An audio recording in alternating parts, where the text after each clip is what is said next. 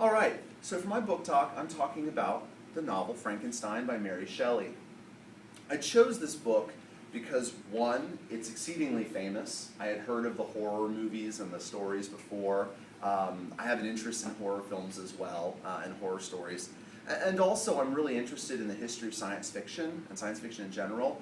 And I had done a little bit of background reading, and a lot of people say that Frankenstein is the first science fiction book ever written in all of the history of Western civilization. So I thought it'd be worth checking out. Additionally, I knew it'd be a bit of a challenge. It's on the AP book list, and it frequently comes up in AP literature exams. When I read it, I found, in fact, it's not at all like any of the films that I had seen that had talked about Frankenstein. In the film, usually it's the big green Frankenstein guy with his arms out, slow and dumb and super powerful. And Dr. Frankenstein is this mad scientist character. Well, in fact, the book wasn't at all like that. In the story in the novel, Dr. Frankenstein is a young graduate student at a university in Europe.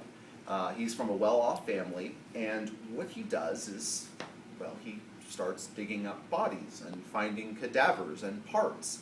And he takes all these parts and puts them together to create this thing that he'll just call basically the monster for the entire story. Dr. Frankenstein goes a little nutty throughout the beginning of the story, and it's interesting to track his progress as he psychologically falls apart and as he's away from his family. Well, without giving anything away, basically he creates this monster.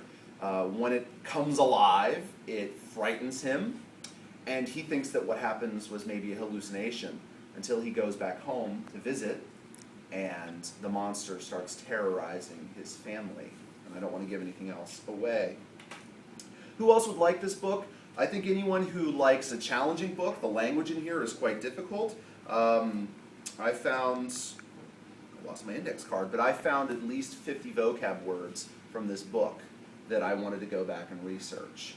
Additionally, those who like horror movies or horror novels, if you're really interested in what is it that makes something scary, this book works. Additionally, if you're interested in psychology, or oddly enough, child development, if you're interested in that at all, this would be a really good book. There's a lot about how Frankenstein comes to be aware that he is an entity, a human-like creature, and it's a lot like child psychology.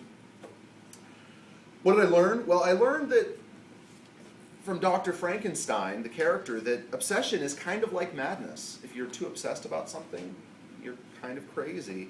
I also realized that we are responsible for what we create. That's a big theme in the book, that what we do as scientists, as thinkers, what we give birth to, we owe the world something for that.